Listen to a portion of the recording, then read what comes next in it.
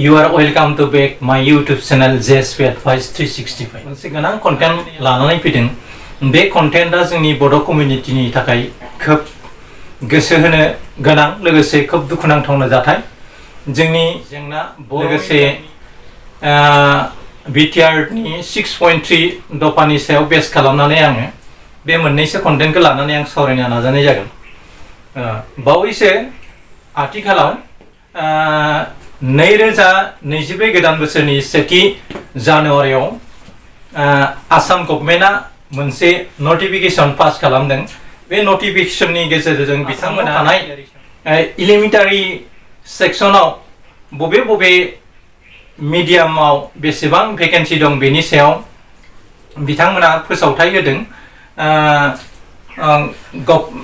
गभ of Assam Office of the Director Elementary Education Assam Guwahati काइलिफोरा 1 January 2024 आव बिथांमोना फोसावदों। बेवहाय फोसावनाय बादिब्ला जोंनि बर' मिडियामनि जि टीचार एपइन्टमेन्टनि जि खथा थामहिनबा पोस्ट बे पोस्टखौ नायोब्ला दुखुनांथावना। मानोना जोंनि बर' मिडियामाबो आथिखालाव भारत संबिजितनि 6थि फारिलाइयाव सोजानाय मोनसे राव लोगोसे असमिया रावजों लोगोसे बर' रावा जेसेबां मानदान्दा मोननांगौ बे मानदान्दाखौ आसामाव बर'फ्रा मोनबोआखै। असमियानि नोजोरजों नायनानै बर' मिडियामखौ माबोरै सोलै बोलै मोनसे बुब्लियाव सिथारहैनो हायो एबा बर' मिडियामखौ फोजोबस्रांनो हायो बिनि सोलोखौ सिगांनि असमिया मेलेमजिबिफ्रा खालामबोबाय थादों आरो आथिखालावबो डक्टर हेमन्त बिश्व शर्मानि सामलायनाय बिजेपि गभर्नमेन्टनि दिनावबो बे एखे नोजोरखौनो जों नुनो मोनदों। खोब दुखुनांथाव खोथा। नाथाय दासिमबो जोंनि बर' मिडियामखौ लाखिनो थाखाय दावहा नांग्रा मैखोम आफाद होननानै बुङोब्ला जोङो स्पेसियेलि दुलाराय बर' फरायसा आफाद आरो बर' साहित्य सभाखौनो होननानै जों मिथिगौ। नाथाय दासिमहालागै बे दुलाराय बर' फरायसा आफाद आरो बर' थुनलाइ आफादा बे बर' मिडियामनि पस्टनि भेकेन्सिनि सायाव फोसावनायनि सायाव जेबो रिएक्सन होआखै।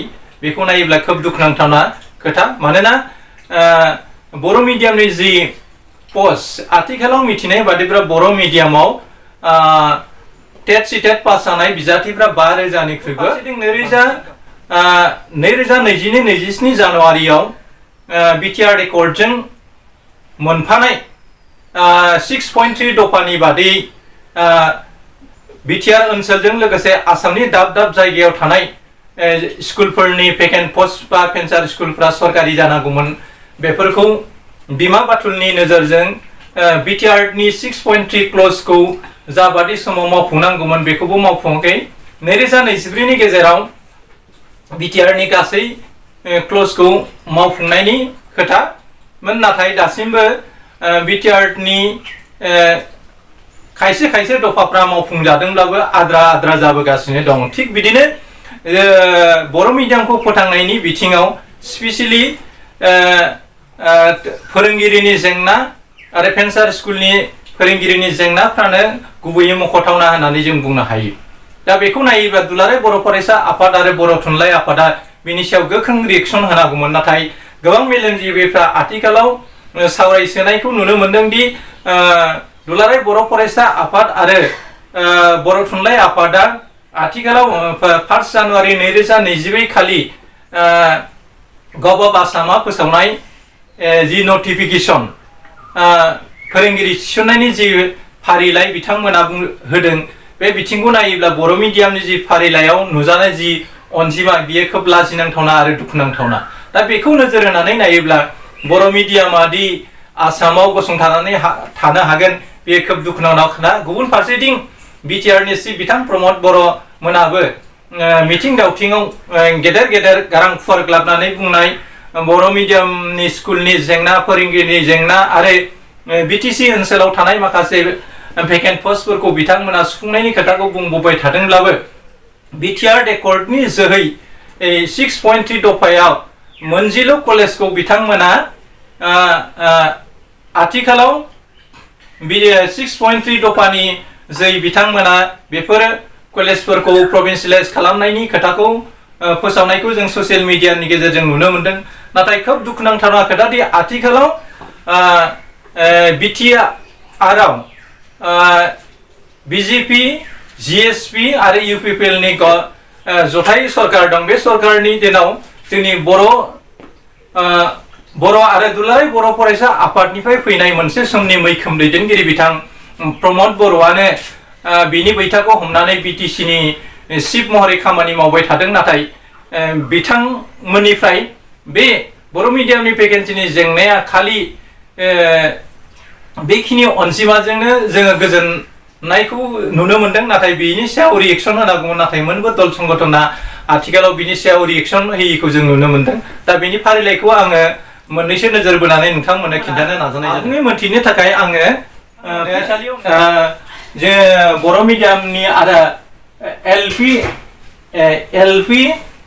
And UP school teacher recruitment 2004 आव आसामाव होनो गोनां माखासे माबाफोरखौ आं स्क्रिनाव नोंथांनो दैथायनो हानाय जादों दा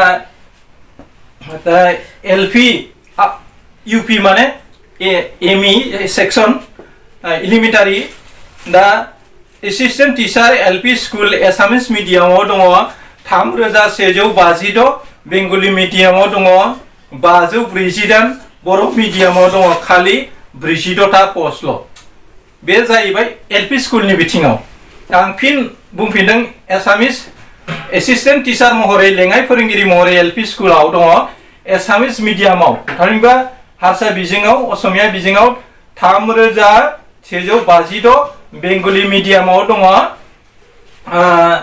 548 बड' मिडियामाव दङ खालि 46ल' थिग बेबायदिनो एसिस्टेन्ट टिचार आपार प्राइमारि थामहिनबा एलिमेन्टारि दङ एसामिस मिडियाम 673 बेंगलि मिडियामाव दङ 302 बड' मिडियामाव दङ खालि 12थाल' पस्ट एमइ स्कुलाव दङ आरो बेबायदिनो साइन्सनि बिथिङाव एलिमेन्टारि सेक्सनाव थामहिनबा साइन्स टिचार इउपि स्कुल एसामिस मिडियामाव दङ 310 बेंगलि मिडियामाव दङ 68 बर' मिडियामाव 0 थामहिनबा दुलाराय आसामावनो बर' मिडियामाव आपार प्राइमारि एलिमेन्टारि सेक्सनाव साइन्स टिचार एपइन्टमेन्ट 2024 आव नि बे नटिफिकेसन जों नुनो मोनाखै थिग बिदिनो हिन्दी टिचार आपार प्राइमारि थामहिनबा एलिमेन्टारि सेक्सनाव एसामिस मिडियामाव दङ हिन्दी टिचार महरै 230 आरो बेंगलि मिडियामाव दङ 103 आरो बर' मिडियामाव 0 बेफोरखौ नायोब्ला बर' बिजोंनि इयुना बबे लामाजों बर' बिजोंनि थाखाय ना बिटिआर सरकार ना बर' फरायसा आफाद ना दुलाराय बर' फरायसा आफाद राव दैखांगोन रावबो गैया दिनै दा बेखौ नोजोर होनानै नायोब्ला जोंनि बर' मिडियामनि जि इयुना खोमसि होननानै जों सानो आरो गुबुन फारसेथिं 2020 मायथाइनि 27 जानुवारि जानाय बिटिआरनि 6.3 दफा बादिब्ला बिटिआरआवल' नङा बिटिआरनि बायजोआव थानाय थामहिनबा आसामाव थानाय जेसेबां बर' मिडियामनि पेन्सार स्कुलनि जेंना फोरोंगिरिनि जेंना आरो टेट फोरोंगिरिनि थिसननायनि जि जेंना बे जेंनाया बिटिआरनि 6.3 दफानि मथै जाफुंनांगौमोन नाथाय आथिखालनि बिटिआर गभर्नमेन्टआबो दासिमबो 6.3 दफानि खामानिफोरखौ बिथांमोना जाबादि गोख्रों भाबै मावनांगौमोन दुलाराय बर' फरायसा आफादनि नारसिनबाय थानायावसो दिनै बिटिआरनि माखासे दफाफ्रा जाफुंगासिनो दं बेखौ नोजोर नायोब्ला बिटिआरनि माखासे क्लजफोरखौ मावफुंनायाव बिथां प्रमद बर'निख्रुइ दिपेन बर'आसो बांसिन गोहो बाहायनाय बादिखौ नुदों आरो गुबुन फारसेथिं दुलाराय बर' फरायसा आफादनि गोहोजोंसो माखासे बिटिसिनि थामहिनबा बिटिआरनि दफायाव थानाय क्लजनि खायसे दफाफ्रा मावफुंजादों नाथाय मावफुंजादोंब्लाबो खोब लाजिनांथावना खोथा मोनसे मोननै जेंनाखौल' बिथांमोना दफा मोनसेयाव बबेबा मोनसे मोननै बेफोरबादि खामानिखौसो मावफ्लानानै दिन्थिनाय बादि नुदों गुबुन फारसेथिं बाउन्डारिनि खोथा 400निबो बारा बर' गामि हाबनांगौमोन दिनै 40 खानल' सनितपुर बिश्वनाथ ओनसोलनि माखासे बर' गामिफोरखौ सोसननाय जादों। दा बेखौ नायोब्ला बिथां प्रमद बर'नि मावजानायाव खोब लेहेम खालामदों आरो बेबादि लेहेम गतिजों थांबाय थायोब्ला बिटिआरनि दफाफ्रादि थाबैनो मावफुंजागोन बेखौ जों मिजिंथिनो हाया। गुबुन फारसेथिं बावैसो उल्फानि जि गोजोन गोरोबथा बे गोजोन गोरोबथाखौ नायोब्लाबो जोंनि बर'फोरनि गेजेराव मोनसे साननो गोनां दङ। मानोना कमिउनिटिनो बिथांमोना दिनै एसटि होनायनि खोथाखौ बिथांमोना बुङो। बावैनो केबिनेटआव मदाहि जातिफोरनो एसटि होनायनि खोथाखौ बिथांमोना सावरायनायनि खोथाखौ फोसावगासिनो दङ। दा बे मोनद' माहारिफ्रा एसटि मोनजोबोब्ला जोंनि थाखानाय एसटिफोरनि खथाजोंनो सोलिगोन ना एसटिनि खथाया बांगोन बेखौ नोजोर होनायनि गोनांथि दङ। बेनिखायनो जोंनि ट्राइबेल कमिउनिटिफ्रा बेनि सायाव सांग्रां जायाब्ला खोब दुखुनांथावना जाहैनो हागौ। मोनद' कमिउनिटिनि माहारिफ्रा जनजाति थामहिनबा एसटि जानायाव जोंहा बुंनांगौ गैया।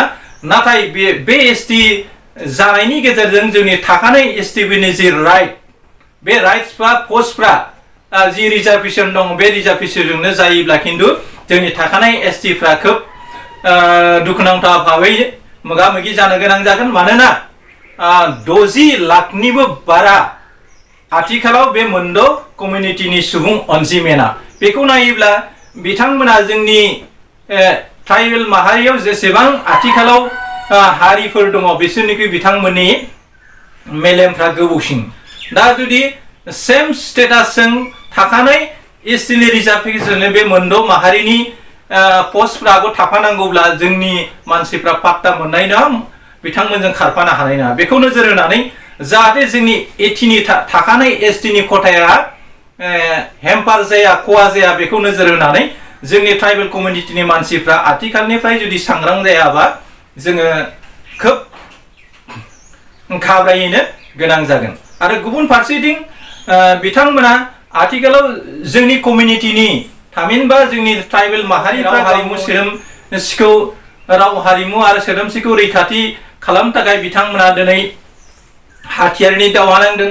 बेबायदि हाथियारजों दावहा नांनानै सोरबाया आलादा हादोर नागिरनायनि जि दोहौ बे दोहौखौ फोजोबनो थाखाय आल्फानि गोजोन गोरोबथानि जै बिथांमोना दफा लानानै फैदों आरो बे दफाया जुदि मावफुंजायोब्ला फैगौ बुब्लियाव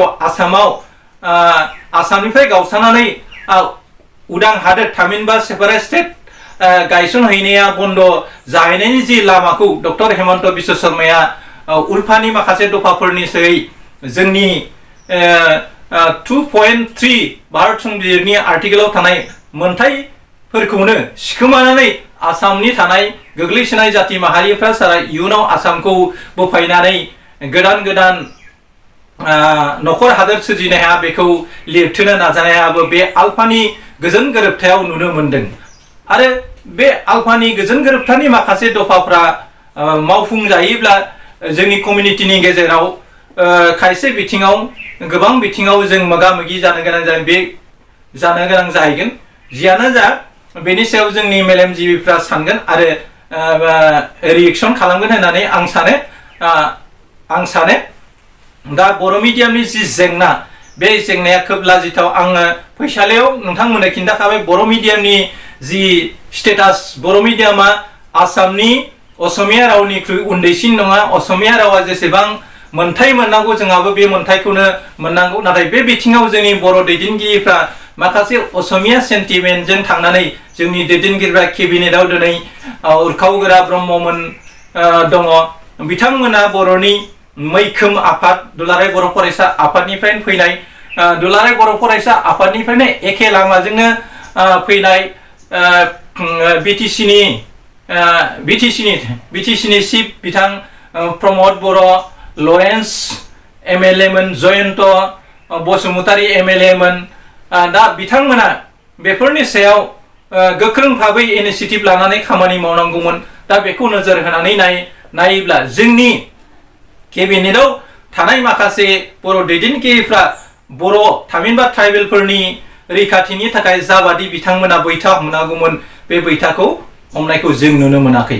गुबुन फारसेथिं बिथांमोना गाव गावनि गादि आरो दान बान्थाखौ माबोरै रैखाथि खालामनो हायो बेखौ नोजोरथि होनानैल' खामानि मावनायखौ जों नुनो मोन्दों। दा फारफ्रोमबो बिथिङाव जोंनि बर' दैदेनगिरिफ्रा बर' सेन्टिमेन्टखौ लानानै खामानि मावनायखौ जों नुनो मोनाखै। दा बेखौ नोजोर होयोब्ला जोंनि बर' मिडियामनि जि जेंना, आसामाव बर'फोरनि जि इयुनाव बर' मिडियामखौ फरायनानै थांना थानायनि जि सिमां, बे सिमाङा गैया जालांगोन। बेनिखायनो दुलाराय बर' फरायसा आफाद आरो बर' थुनलाइ आफादा थाबैनो बे 1 जानुवारियाव फोसावनाय बर' मिडियामनि पस्टनि सायाव रिएक्सन होनांगौ आरो आसाम सरकारखौ खावलायनांगौ जाहाथे थाबैनो बर' मिडियामनि पस्टनि भेकेन्टफोरखौ बारायना होनांगौ, जाहाथे बर' मिडियामनि माखासे स्कुलफोरा मोजां रोखोमै आसामाव सोलिनो हायो। नङाब्ला बर' मिडियामनि जि आसाम सरकारनि जि बिहारि नोजोरजों नायनानै बर' मिडियामनि टिचारफोरखौ बेबायदि दिनै एसे गाबोन एसे खमनिफ्राय खम हरनानै बिथांमोना बर' मिडियामखौ कमप्लिटलि मोनसे बुब्लियाव फोजोबहैनायनि जि लामा, बे लामाखौ लाबोगासिनो दङ। बे बिथिङाव दुलाराय बर' फरायसा आफाद आरो बर' थुनलाइ आफादा गोख्रों भाबै खामानि मावनांगौ होननानै जों सानो। मिजिंथियो दुलाराय बर' फरायसा आफाद आरो बर' थुनलाइ आफादा बेनि सायाव थाबैनो रिएक्सन खालामगोन होननानै आं मिजिंथियो आरो बेनि सायाव थाबैनो गोख्रों भाबै दुलाराय बर' फरायसा आफाद आरो बर' थुनलाइ आफादा आसामनि सोलोंथाइ मन्त्रि रनज पेगुखौ लोगो हमनानै बर' मिडियामनि पस्टफोरखौ जों माबोरै क्लियारिफाइड खालामनो हायो, बर' बिजोंनि मानसिफोरखौ जों माबोरै पस्टखौ बारायनानै बांसिन फोरोंगिरि थिसननो हायो, बिनि सायाव गोख्रों भाबै नारसिननांगौ, जाहाथे जोंनि पस्टआ बेखिनि पस्टनो जोंनि थाखाय साफिसियेन्ट नङा, बेखौ नोजोरथि बोनानै खामानि मावगोन होननानै आं मिजिंथिबाय। जोबथा बुब्लियाव जायफ्रा गोदान थामहिनबा जायफ्रा आंनि JSP Advice 365 चेनेलाव गोदान बिथांमोनखौ आंनि JSP Advice 365 चेनेलखौ साबस्क्राइब खालामना लानो थाखाय खावलायनाय थाबाय। लोगोसेयावनो नोंथाङा खाथियाव थानाय बेल आइकनखौ सुइच अन खालामना ला, जाहाथे आंनि गोदान भिडिअफ्रा नोंथांनिसिम सहैनो हायो। जोबथा बुब्लियाव आंनि भिडिअखौ नायनायनि थाखाय नोंथांमोननिसिम फिन आंनि अननाय आरो सिबिनायखौ बावहरनानै दिनैनि कन्टेन्टखौ आं बेखिनियावनो फोजोबनो नाजानाय जाबाय। एसेनोसै, गोजोन्थों।